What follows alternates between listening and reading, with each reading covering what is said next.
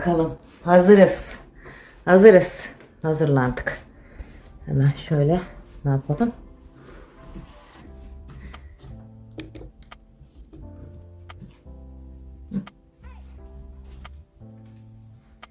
Aşağı gidebiliriz yavaş yavaş. Evet. Hızlıca hazırlandım ama değil mi? Tabii en hızlı biçimde. Çık çık çık çık. Çık çık çık çık. Hızlıca hazırlandım. Sadece çorap giyeceğim.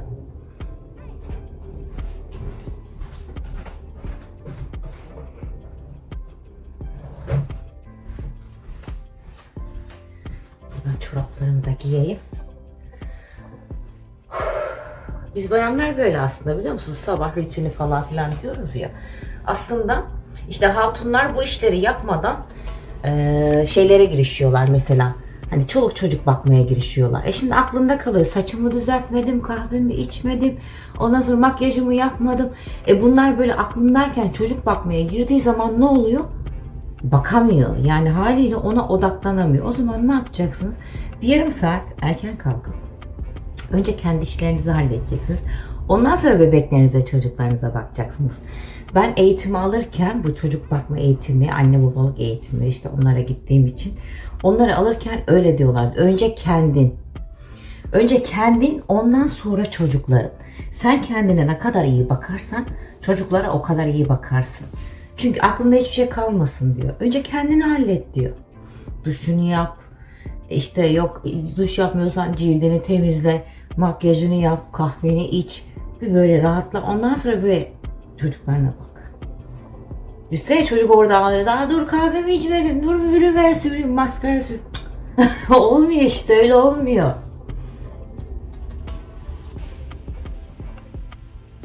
Biraz ödün gerekiyor. Hemen yani onlardan bir yarım saat önce kalkmanız gerekiyor. Ya da ne bileyim, bilmiyorum. Yani bir şeyler yapmanız gerekiyor. Ama ödün mutlaka gerekiyor. Haberiniz olsun. Şimdi şunları şöyle taksam ne olur? Bugün biraz koşturmalı geçecek. Bir de bu arada böyle hani arada bir sesim geliyor. O mide rahatsızlığından dolayı geliyor. Onun için de kusura bakmayın. Birkaç takipçim yazmış hani öyle bir ses geliyor, rahatsız oluyorsanız kusura bakmayın. Yani benim yapacak bir şeyim yok. Çünkü benim de o bir rahatsızlığım. Benim rahatsızlığım sizi rahatsız ediyorsa kusura bakmayın derim. Yani başka diyecek hiçbir şeyim yok. Çünkü ister istemez yapılan bir şey o. Ama durup dururken keyif için yaptığım bir şey değil sonuçta. Öyle bir şey olsa da keyif benim keyfim derim. Geçerim ama şu an özür diliyorum.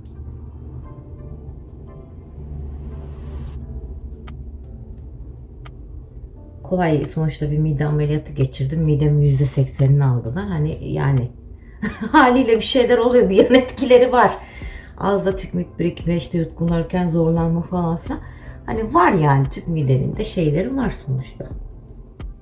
Bak şimdi ses çıkartmaya çalışıyorum. Bu sefer de gırtlağım acıyor bak. Yani o yüzden dur kız, bir tokayı takamadım ya. Heh.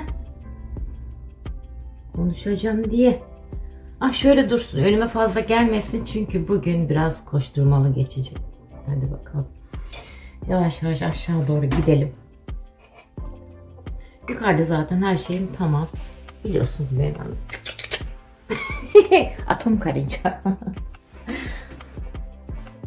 Tarçın Bey'in yattığı yeri merak edenler oluyor. Tarçın Bey benim yanımda, komodinin üstünde. O bebek yatağında yatıyor. Onun şu an mavi battaniyesi falan aldım, aşağıya attım. Onlar yıkanacak. Böyle. Ha, beni bekliyor merdivende. Vallahi beni bekliyor yavrum, yazık. Eyşan Sultan'dan. Kendi parfümlerimden değil de bugün Eyşan Sultan'ın parfümlerinden sıkayım dedim. Eyşan Sultan'ın. Ay ayıcığında bak. Nereye koymuş tavşanı da bak. Çok seviyor o tavşanını. Hani bir yere götürmüştük sizi, böyle şey vardı ya, bir şeyler dolduruyorlardı ya işte. Hani böyle alıyorsunuz da. Kız anlatamadım ya. Tarçına kas kaldığım yerde. Ha, orada doldurtmuştu onu. Öyle. Bir şeye bakacağım. Bir şeye bakacağım. Ben arada bir de böyle düzen için gezerim. Bir şey olduğu zaman o rafı aşağı indiririm. Orada bırakırım. Mesela hani çirkinse, kötüyse, katlanmamışsa ya da kirli koyulmuşsa tümden o rafı aşağı indiririm. Eyşan gelince anlar o rafın düzelmesi gerektiğini. Konuşmaya gerek yok. Bazen hareketler de belli ediyor değil mi? Hı. Hadi bakalım şimdi yavaş yavaş aşağı inelim. Şuradan bir soda mı alsam? Bizim seccadelerimiz öyle meydanda durur. Onları kaldırmıyorum. Onları çırpıyorum. Tozunu falan alıyorum. Geri yerine seriyorum. Aşağı ineceğim şimdi. Size odaklanmayayım. Çünkü merdiven. Ozi! Ozi! Ozi deyince bakın ne var burada. Şu yığıntıyı görüyor musunuz? Biz onu akşam hazırladık Oğuzhan'la birlikte. Kız allıklarım çok mu olmuş? He? Kırmızı yanak mı olmuş? Ben azıcık sileyim mi? He? Sevmem o kadar çok allığı da şöyle. Ha, gitsin biraz. Ha, şimdi biz bunu akşam hazırladık. Neden akşam hazırladık? Çünkü bugün misafirimiz gelecek. Bugün misafir hazırlığı yapacağız. O yüzden ne yapıyoruz şimdi? Hı? Ben size anlatayım bugün ne yapacağımızı. Bugün Oğuzhan'la birlikte challenge falan yapmayacağız. Sadece hazırlık yapacağız. Yani ben dedim ki gene bak sesi çıkıyor ya. İster istemez çıkıyor. Vallahi kusura bakmayın. Ne yapacağım, ona da bir çözüm bulmam lazım. Ama kendimi tutuyorum. Gerçekten böyle arada çıktığı zaman yutkunurken çünkü zorlanıyorum. Hani kalp problemim var, mide problemim var. Yani problemlerimden dolayı oluyor. Bu nefesimde hızlanma oluyor, nefesimde azalma oluyor falan filan. Yani konuşurken şeylerim oluyor. Onun için oluyor. Ya kusura bakmayın, gerçekten hakkınızı helal edin. Rahatsız edici bir ses olabilir. Yani şimdi ne diyordum? Şey yapacağım. Bu fasulyeli falan bir salata var. Ondan yapacağım. Ondan sonra ekmek peynir tatlısı yapacağım. Kek yapmayı düşünüyorum. Allah izin verirse, Allah nasip ederse yapacağım diyoruz işte. Allah izin verirse. Ondan sonra bir kek yapalım diyoruz. İşte Oğuzhan'la bir şeyler. Oğuzhan dedik ki ben poğaça yapmak istiyorum dedi. Kıymalı poğaça yapmak istiyorum dedi. Akşamdan ben hazırladım. Kıymasını çıkarttım. Soğanını çıkarttım. Soğanları biliyorsunuz fazla olunca ben buzluğa doğrayıp koyamıyorum. Onlardan çıkarttım Oğuzhan'a kolaylık olsun diye. Onları falan yapacağız işte. Hamuru dedi kendim mayalayacağım dedi. Benim çocuğum böyle hamuru ben yapacağım dedi. Hamuru falan yaparım, hazırlarım oğlum, sen içini koyar katlarsın. Hayır dedi, hamurunu ben yapacağım dedi. O yüzden hamuru mayalayacak. Oğuzhan'ı bekliyorum. Ben dedim ki Oğuzhan gelene kadar mikrofonu da takmadım. Keşke mikrofonu taksaydım. Oğuzhan gelene kadar dedim soğanla kıymasını falan kavurayım, hazırlayayım. Çünkü kahvaltıdan sonra yukarı çıktı, hazırlanmaya gitti. Duşunu falan yapsın gelsin. Ben soğanları böyle işte doğruyorum, buzluğa atıyorum. Gerçekten de çıkınca hiçbir şey olmuyor. Suyunu böyle hafif sıkın. Ne yapayım, çürümesinden iyidir işte. Çürümüyor, sonradan kullanabiliyorum. Çünkü çok almışım. 10 kilo soğan almışım. Baktım çürüyecek bir şey olacak. Birazını ektim saksılara. Birazını da doğradım, attım buzluğa. Ne olacakmış? Değil mi? Şimdi kıyma koyacağız içine bunu. Biraz yumuşasın soğanlar, hemen kıymasını koyayım. Evet, koydum kıymasını. Yumuşadı soğanlarda. Hemen ne yapacağım? Bu kıyma da kavrulurken maydanoz doğrayacağım. Bahçemden alamadım. Bahçedekileri biraz kırptım. Onları başka bir şey için kullandım. Şimdi alışverişten aldığımız şeyler var, maydanozlar var. Onların sapları da ne kadar kalınmış. Güzelmiş, saplarını şöyle ayırdım. Bak bununla ben size kür yapacağım. Maydanoz saplarıyla bir kür yapacağım. Onun için orada tutuyorum. O kürü de haşlayarak, sapını haşlayarak yapıyorum.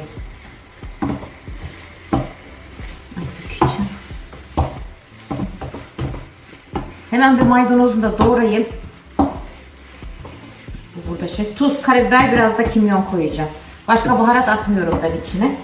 Kimyon isterseniz koymayabilirsiniz ama kimyon biraz yakışıyor. Çok fazla değil, çok az bir kimyon koyuyorum.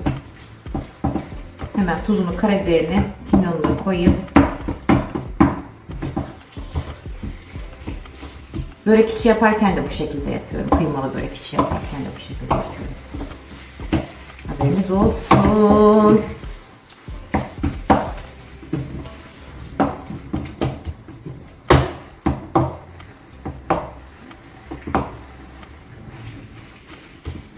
Bakalım nasıl yapacak Oğuzhan Bey.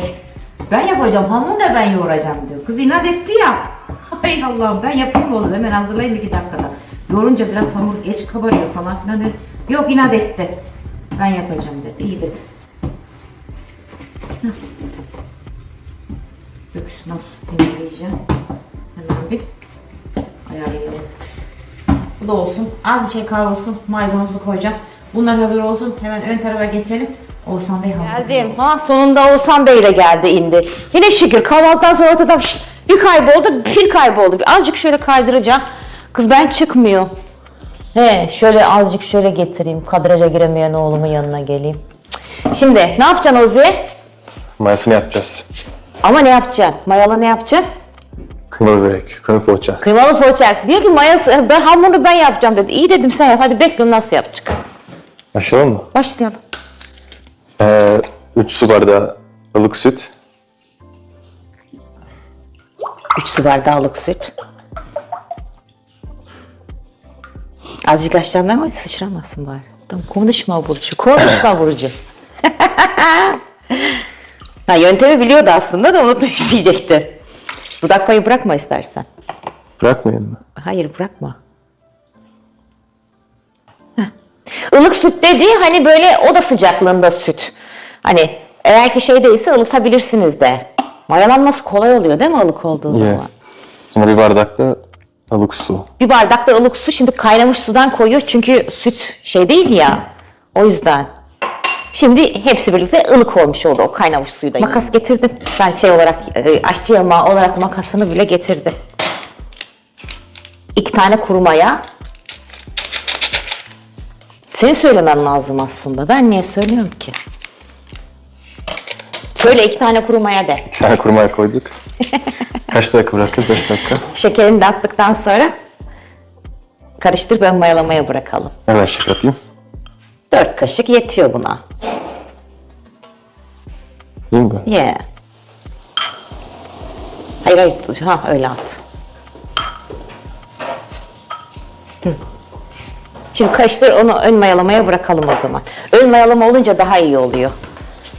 Ön mayalamada zaten biliyorsunuzdur, böyle hafif böyle köpükleniyor ya. Hı. Tarçın niye zıplıyor? Babanı görünce bir zıplama geliyor Tarçın'a nedense. Ben yavaş yavaş ortadaki malzemeleri de kaldırıyorum böyle. He. Daha başka neler yapacak bilmiyorum ama.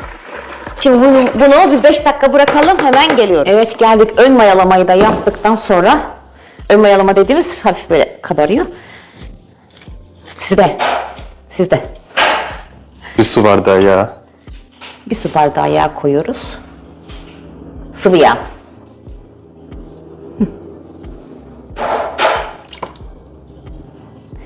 Korktum biliyor musun? Bir daha o yağı kullanırken böyle çok böyleydi ama birden dedim kapak açılacak, üstümüze gelecek.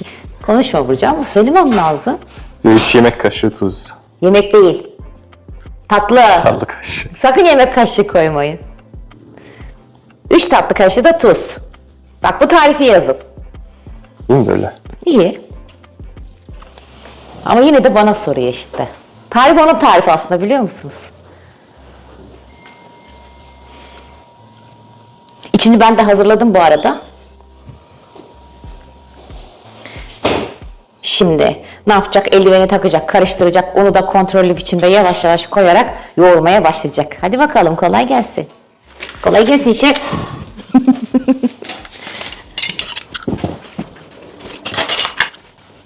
Benim gibi yardımcı olduktan sonra yapmakta ne var bunları? Değil mi? Ne kadar kolay. Benim gibi yardımcısı olsa herkese ne? Ortalığı temizle. Malzemeleri hazırla. Hatırlatmalarını yap. Mis.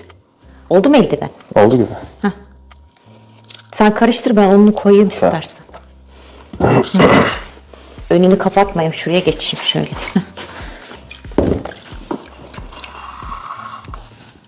Zeytinyağını da kaldırmayacağız çünkü daha sonra kullanacakmış. Yapıyorum artık. Normalde kaç bardak un alıyordur bu tarif? 4-5 bardak.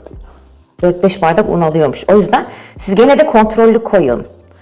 Ama bizim ölçümüz bu sefer 2 tane. Bizimki daha çok alacak o zaman. 8-10 arası. Oo.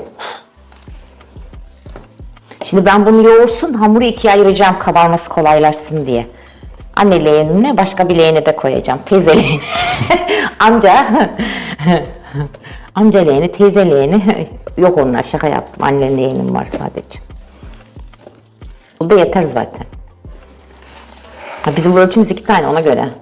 Zaten 2 ölçek yapın. Hamur değsin ya. Tepsi kirlettiğinizde değsin.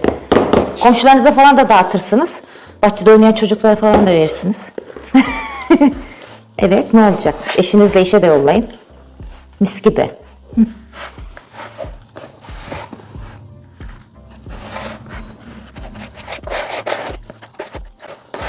Hüseyin şimdi bana vuracak diye korkuyorum. Elleri de pek ağır ama oyundan korkutuyorlar. Herhalde oldu, yapışmıyor değil mi artık o kadar fazla eline? Ha. Yoğur o zaman, bir bakalım.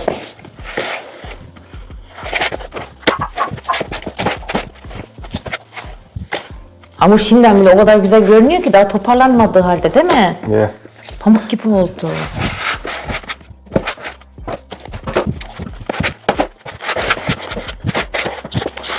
Oldu mu? Daha olmadı. Şöyle yaparak yoğuracaksın. Aynen. Aynen. Hamur ne kadar yoğrulursa o kadar iyi olur. Bizim bir de hamur yoğurma makinamız var biliyor musun? Ne kullanıyorsun? Dolapta. Ama sen yoğuracağım dedin. İlla ben yoğuracağım deyince iyi dedim. Sen yoğur dedim ben de. Bıraktım. Aynen. Hemen bir tane daha bol çıkaracağım. Onu ikiye böleceğiz. Üstünü yağlayacağız ve bırakacağız mayalanmaya. Ondan sonra ben diğer işlerimi yapayım. O mayalanırken. Değil mi Ozi? Aynen. Buna koyarız. Anne leğenimin kapağını da bulursam. Gidelim.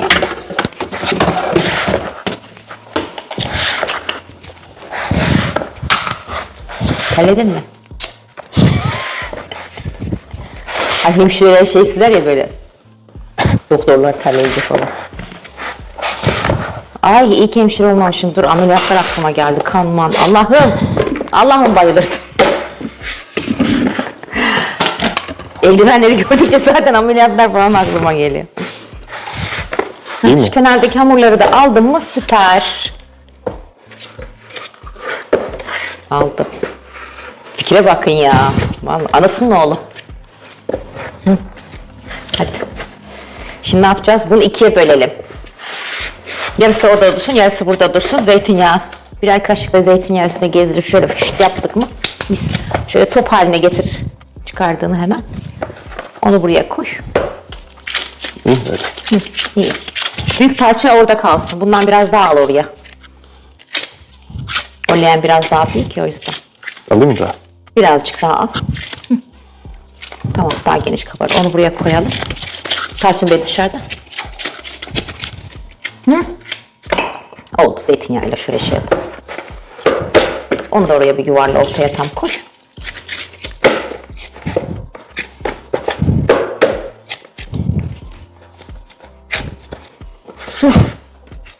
Bir de şekil veriyor ya Rabbim, ya Rabbim. Ellerin şey ya, ben sana şöyle azıcık şey yapayım. Hah, üstüne gezdir onu. Hı. Güzel kabarmasını sağlıyor. Kabarırken zorluk çekmiyor. Böyle yukarı geliyor, kapağa da yapışma yapmıyor. Bir de buna yap aynısını anne.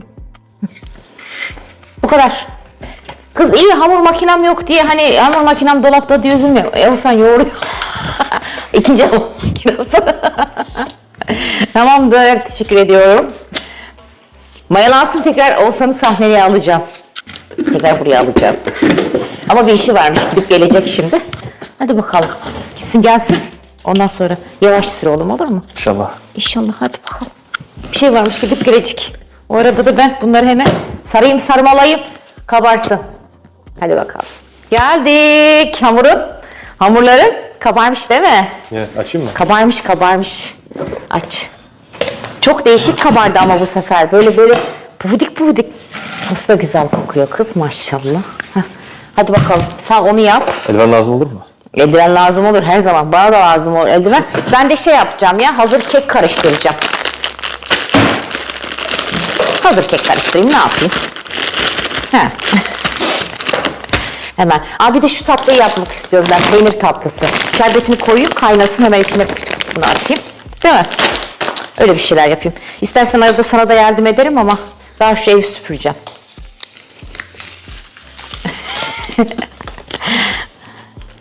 Hadi bakalım. Başla.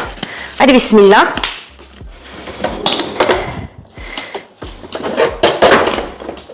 Benim bu tartımın da şey bitmiş, pili. Lolo Evet, yazıyor, Lolo. Bir tane daha var ama bunun pilini değiştirelim.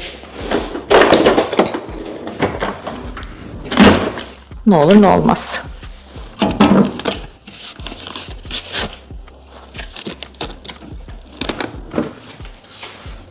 Böyle o kadar iyi mi anne? Biraz daha küçültebilirsin onu. Şöyle yuvarladığın zaman bir tane hamuru bana ver. Ha bak o kadar. Şöyle yuvarladığın zaman aynen o kadar olsun. İyice bastırarak güzelce yuvarla. Ha. Sonra koy.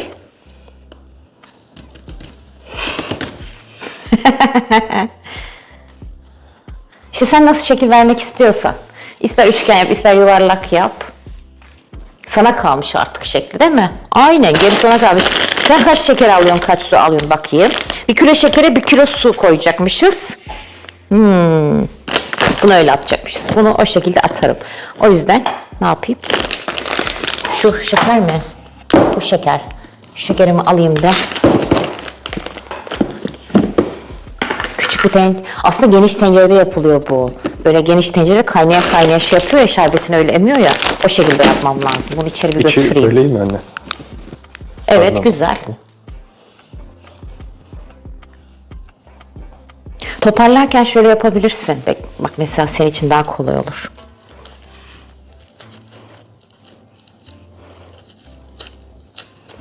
Öyle yapacak. Öyle yapacakmış zaten. Zaten yapacaktı da hani ben hatırlatma amaçlı gösterdim. Ben kekimi neyi de karıştırayım. Şuradan bir tane bol alayım. Bol. Karıştırma şeyimi alayım, dur. Eşan bana kızmasın şimdi. Her zaman kızıyor ya bana, karıştırma şeylerin, bolların varken sen niye gidiyorsun plastikte karıştırıyorsun diye. Haklı ya, kız haklı. Bak şimdi bunu özel bol yapmışlar adamlar. Altına kaymazını koymuşlar. Bir şey yaptığın zaman hani karıştırırken falan. Yani lazım.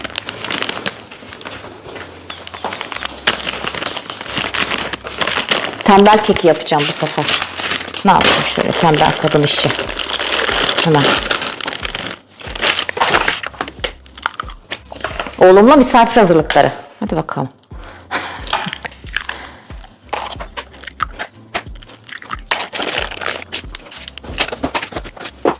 İstersen avucunun içinde de koyabilirsin böyle. Ben avucumun içinde de koyuyorum ama sen bilirsin gene. Gramajını azıcık küçültebilirsin, fark etmez. Etin mi? Etin değil. Etin mi diyor? Etin değil. Dur lan, ne koyduğumu kaçtım senin yüzüne.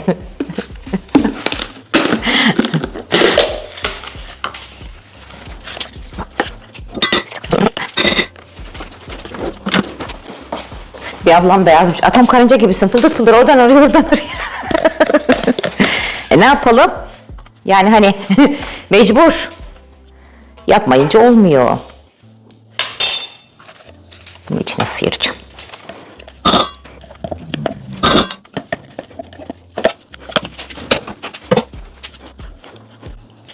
Bir de süt koyacağım ben şimdi. Bir de kek kalıbımı bulacağım. Kek kalıbımı nereye koyduydum ki?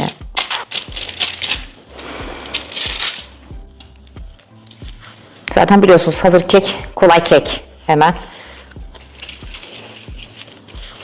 margarini koyuyorsunuz. Yumurtasını ve sütünü. Bu kadar.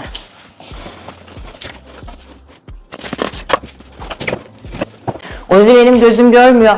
350'ne kadar.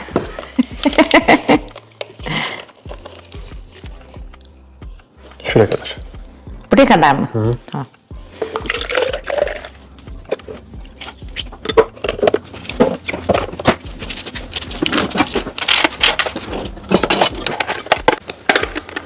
Ben yarısını kakaolu, yarısını da şey yapayım, normal yapayım. Değil mi? Ha, öyle yapayım.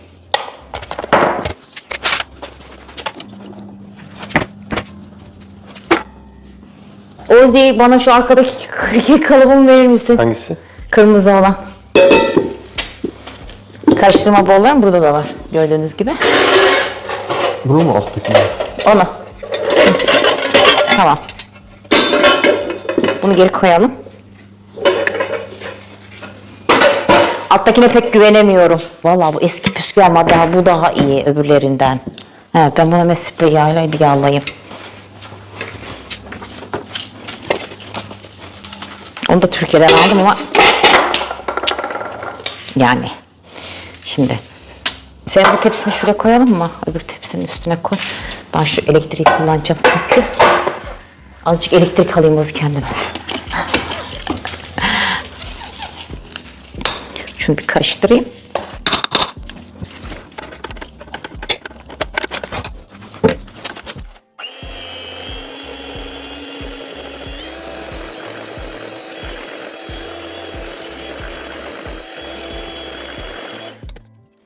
Aklıma bir şey geldi. Bir şey geldi aklıma Ozi. Ne geldi? Yarısını kakaolu yapacağım. Zebra kek gibi dökeceğim. Çünkü. Şimdi yarısını öyle dökünce yarısı beyaz yarısı kahverengi kalıyor ama şöyle arası biraz dalgalı olsun dedim. Değişik olsun. Değil mi? Öyle daha güzel olur. Düşme. Buna biraz kakao koyalım. Kakao bulabilirsek tabii eşyandan. Bir kurabiye yapıyor. Benim bütün bitirmiş gene dibinde. Ağzına kadar dolduruyorum ben. Alıyorum. Bir kurabiye yapıyor. Bütün kakao çık çık bitiyor. Güzel de oluyor ama kurabiyeleri hani bitiyor. Dibinde kalmış vallahi.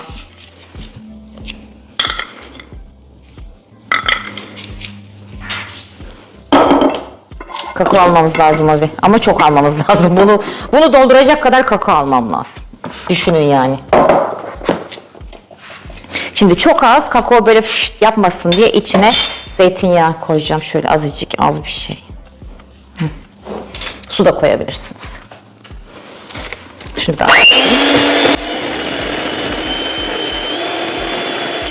Eşan o gün okulda bir kek yapmış bize bir getirdi. Allah'ım yok böyle bir şey değil mi? Yağsız bir de sünger kek yapmış. Ne kadar güzel, tarifini aldım, yapacağım size. Şöyle birden hani kakaonun tozu sağa sola gitmesin diye şöyle bir karıştırın, ondan sonra devam edin.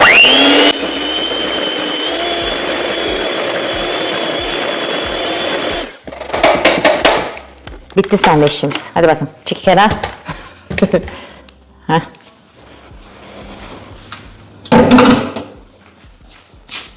Bu arada bir tepsi neredeyse hazır. Hamuru kendi yoğurdu. Bak sadece içini ben yaptım. Hamuru kendi yoğurdu. Maşallah değil, maşallah değil.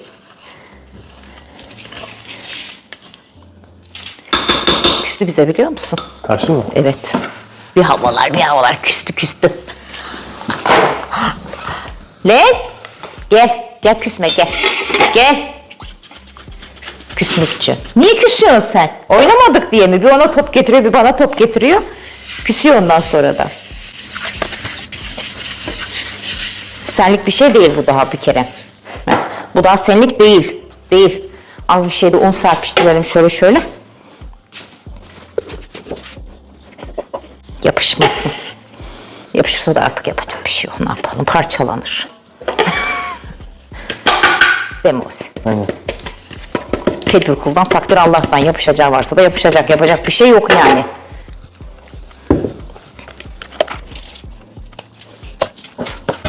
Biraz da kakaolu. Hani biraz ondan şöyle dökeyim dedim. Ne bileyim, daha değişik olur. Dövüyor mu hamuru? Ne yapıyorsun Ozi? Yok.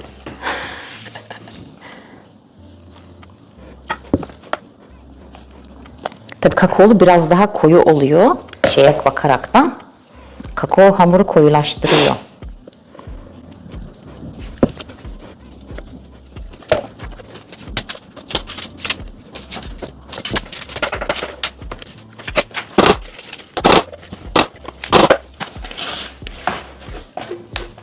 Ben anlamam. Bugün bulaşıkları ortak yıkayacağız. Tabii. Sanki makine yıkıyor desene oğlum. Sen mi yıkıyorsun desene. Çok şükür. Şu makinayı çamaşır makinesini ve bulaşık makinesi icat edenin bütün günahlarını Allah alsın, ütü icat edene versin. Artık diyecek bir kelime bulamıyorum. Aynen. Ütü nedir ya? He? Nedir? Adamlar bak çamaşır makinesi, bulaşık makinesini güzel bir şey için icat etmişler. Sen ne pok yemeye ütü icat edersin? He? He? Değil mi lan?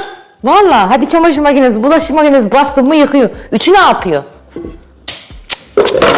Evet. Neyse tövbe tövbe şaka yaptım ha. Allah'ım şaka yaptım. Yazdık vermesin.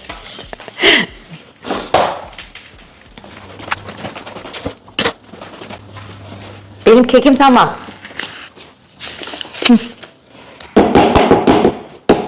Aslında normalde böyle altına tık tık tık vurulmazmış. Kimi vur diyor, kimi vurma diyor. Ben de az vuruyorum. Yapacak bir şey yok. Isınmış hemen hemen zaten. Hemen atayım ben bunu. Fırın bugün 180 derece çalışacak zaten. Poğaçalar için de 180 derece çalıştıracağımız için problem yok. Heh. Şu kakaomu bir kaldırayım şuradan. Boş kakao kavanozumu. Az bir şey kaldı içinde. Bir irmik tatlısı yapayım diyorum ama bilemiyorum. Bak biri benim buradaki şeyimi almış. Islak mendilimi. Ha? Bir tane ıslak mendil getirin, bir paket oraya. Islak mendilleri de şeye koyayım, landırıyor. Çamaşır makinemde çalışıyor. Kurutmayı çalıştırmayı unutmuşum. Onu da gelmişken çalıştırayım. Tarçın Bey'in malzemeleri. Evet. Hadi bakalım. Her şeyde bir hayır var. Bak kurutmayı unutuyordum. Eğer ki şey olsaydı. Islak mendil.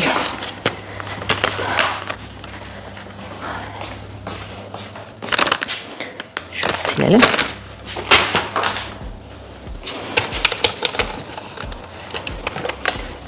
Bu ıslak mendili icat edenden de Allah razı olsun. Bugün var ya dua ediyorum ben böyle bir şeyler kullandıkça. Gitme içine daha silmedik ya. Kablosunu sileyim de.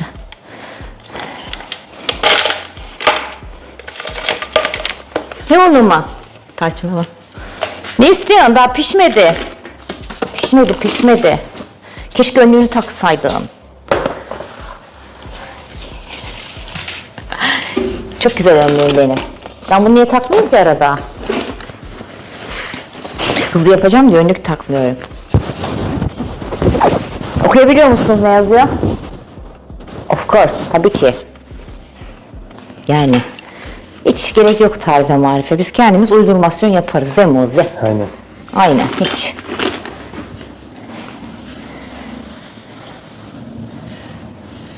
Şurayı şöyle şimdilik alayım da kakao mako. Elimin altından. Başka ne yapacaktım Ozi ben ya? İrmik tatlısı, kek. İrmik tatlısı da yapmak istiyorum. Borcama bir irmik tatlısı yapayım değil mi? Aynen. Ben süt de getireyim. Ne olama?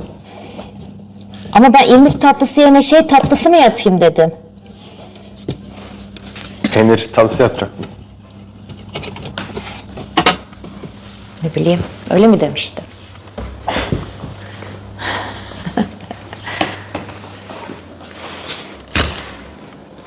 Bilmiyorum. Kahvemi bir ısıtayım da. Ona göre karar vereyim Ozi'ye.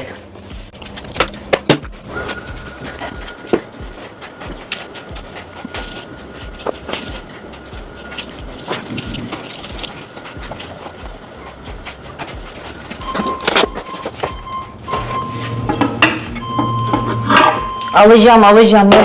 Ne bağırdın ya. Şurada tencere buluyoruz ya. Bir dur ya. Geldik. Ay bunun sesini kapatalım Ozi. Nasıl? Gıcık ediyor. 2 kere çalsın bir daha çalmasın. Ay zeymiyor muyuz bize durmadan hatırlatıyor. Alana kadar çaldırıyor bunu burada. Cık, sinir ediyor beni. Tencereyle kafasına vururum. Tarçına bak. Ay yavrum benim ya. Güven de tencereyle dök.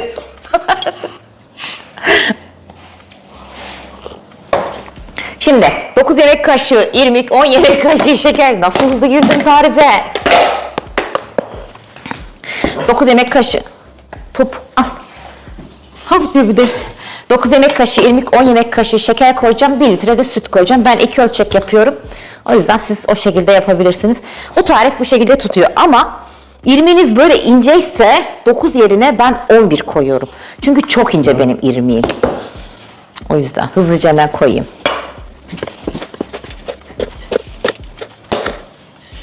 Buna başlayayım mı?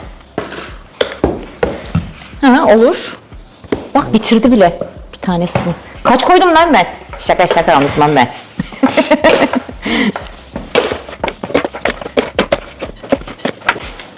Bu tarifi de böyle kaşıklı tarif, artık yapacak bir şey yok. İrmiğini koyduk. İrmiği hemen kaldıralım bir ortadan.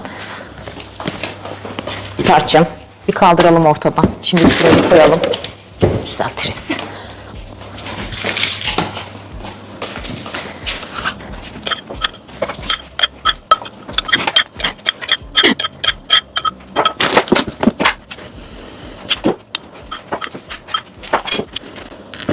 Şekeri buraya böyle koyuyorum. Buradan kullanmam da kolay oluyor.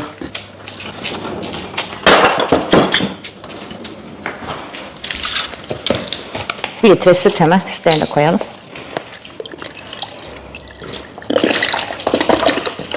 Hızlısın Ozi. Yok. Tepsi mayasına da bırakıyor bu arada. 10 dakikada tepsi mayası. Zaten birini yaparken öbür tepsi de hemen hemen mayalanmış oluyor. Bizim çöpler zaten maşallah. Değil mi? Ay, ne kadar çok çıkıyor.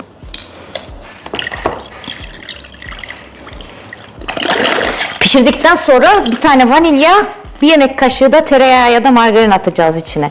Ama önce pişireceğiz. Karıştıra karıştıra, dibini tutturmadan pişirmemiz lazım. Kalın geldi buraya bu. Neyse. Agiz olunca buraya kalın geliyor bu. Şurada dursun şimdilik. Az bir şey boşalınca tamamen girer.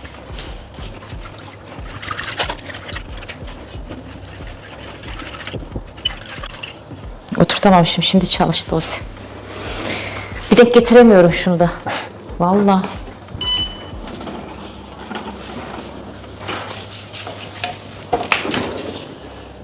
Borcamlarımı nereye koydum ben? Hangileri? Cam kare borcamlar. Şurada. En altta. Ha. Korktum birden.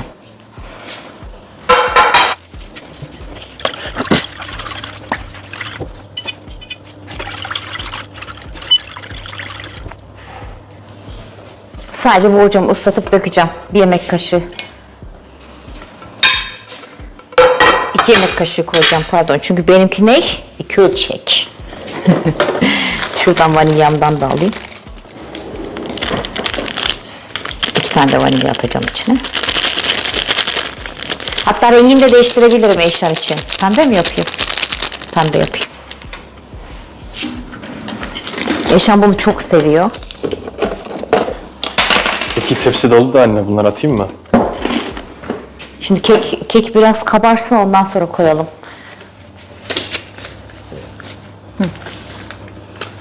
Tamam. Olmuş. Bunu da istersen şey yap. Borcama. Ama yok, gene poğaça yapalım ya. Şu poğaçaları yapıp böyle buraya koysaydın Tamam. tepsi şey olunca olurdu. Mola versen biraz. Yoruldun mu? Yok. Kız hemen bu kaynattı mı? Allah seni. Bu ocak da bu kadar hızlı. Hemen ben bunu yapayım. Oğuzhan da az bir şey mola versin. Fırına da. Üstlerine yumurta sarısı süreceğiz.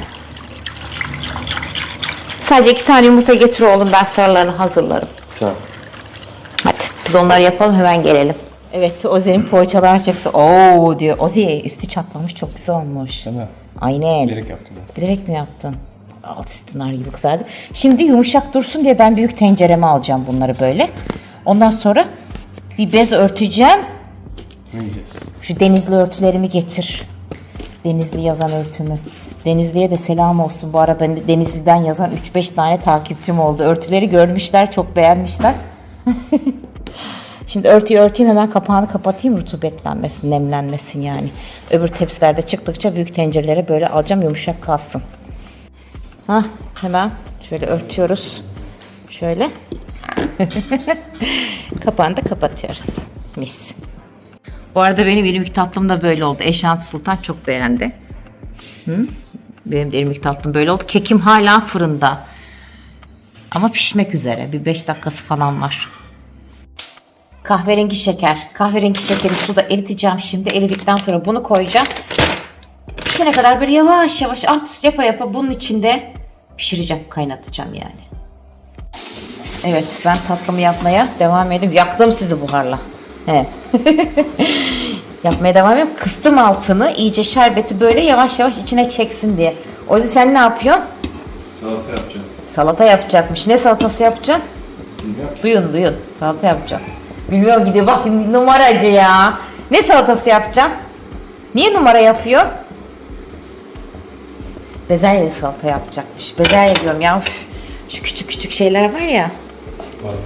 Barbunya ha. Aynen bak barbunyalı fasulyeli. Ben bulaşıklarımı falan hallettim. Sadece bir tencerem kaldı. O da şeyin tenceresi. Puding irmikli yaptım ya. Ha, yeşil soğan doğrayacak. Normal soğan doğrayacak. Salatalık doğrayacak. Ha. Bir de bunlardan. Hadi bakalım. Kekimin içini merak ediyorum. Onu çekeceğim.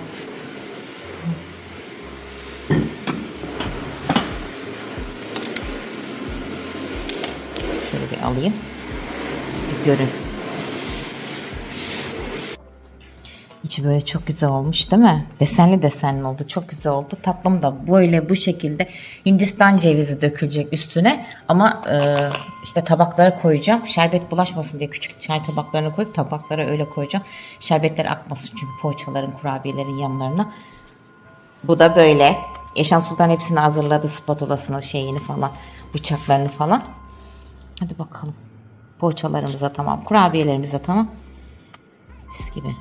Ozimi salatası da tamam. Göstereceğim. Sadece biraz tuz atacağım. Üstünde kapatacağım. Çok güzel yaptı değil mi salatayı da? Ha? Güzel oldu. Eşal peçetelerimiz falan da hazırladı. Bu arada kahve içeceğim de kahve ötüyor. Kahve ötüyor. Bir şey yemiyorum.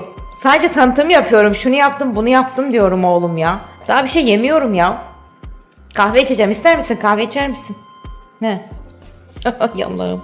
Kahvemi yapacağım. Ha şöyle bakın ama bak böyle baktınız değil mi? Burası tamam hazır değil mi? Ama şöyle de bakın yani. Bulaşığım hiçbir şeyim yok. Bulaşığım yani nasıl diyeyim size biliyorsunuz beni. Ben yaparken hemen kaldırdığım için bir postasını yıkadım kaldırdım. Şimdi ikinci posta yıkanıyor. Şu ocağımı şöyle bir temizleyeceğim. Biraz önce çünkü şerbeti indirdim. Sıçrattım oralara. Onu temizleyeceğim sadece. Çayda semaverimi koydum. Eşan Sultan da bardakları falan şeyleri hazırladı. Tepsimizi falan hazırladı. Böyle. Hadi. Sen ne arıyorsun? Bir şey yemiyoruz. Yok bir şey yemiyoruz. Çok fena ya. Çok fena ya. Ben kahve yapacağım. Hemen bir de kahvemi yapayım. Koyalım. Yandaki teyzeye de bir tabak hazırlayayım. Yollayayım. Aklıma gelmişken. Salata koyar mı? Salata çok karışır kızım ya. Salatanın suyu falan akmasın. Bunlardan yollayalım. Koyduk. Yolladık. Ozi'nin poğaçasından da koyduk. Değil mi Ozi? Aynen. Ozi bunun kapağı buharlanmış. Hemen şuradan 2 tane peçete. Bunun kapağını bir sil içine damlatmadan. Evet. Bir şey demene gerek yok, annem yolladı de. Ne diyeceğim anne diyor. Utana gidiyor çünkü. Yavrum benim ya. Temizledin mi? Eğer ki su damlarsa çünkü şey olur. Islanır. Tabii ıslanır, kötü olur. Hadi. Close the door, but there's that gap. Yeah, you got stuck in there. Yeah, it got stuck in there. Günaydın. Günaydın. Na, 3 times. Günaydın. Oh, good boy. Thank you. Nasıl şımarıyor bak. Zek geldi. Çok yakışıklı bugün ama. Bakın manken gibi yemin ederim bir de ceketi vardı. Ceketini çıkarttık. Ya give me kiss. Yes give me. Thank you. Give her kiss. Ay. Already did. Look at me. Yeah, like this. Good boy.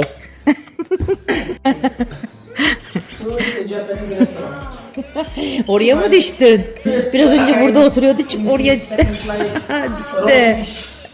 After playing sushi, after playing this. I asked them. They said that's finished. 11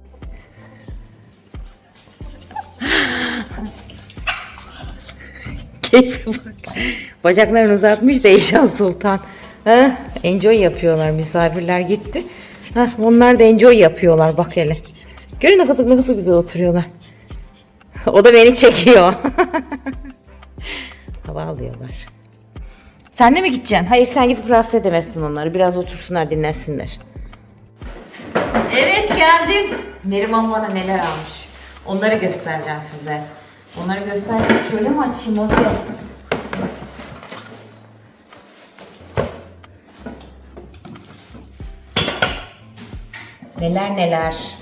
Neler. Çok ağır.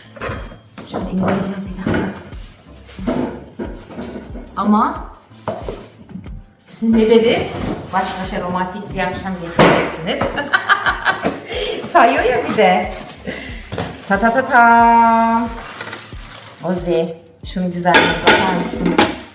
Şunun güzelliğine, şunun işlemelerine falan bir bakar mısın? Ne kadar güzel değil mi?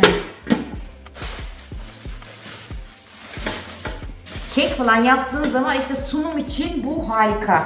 Gördünüz mü? Aynen, bir de ne getirmiş bana? Göstereceğim.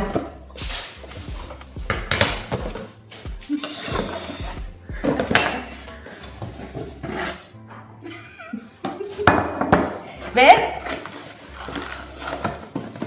ama çok güzel. Neden biliyor musunuz?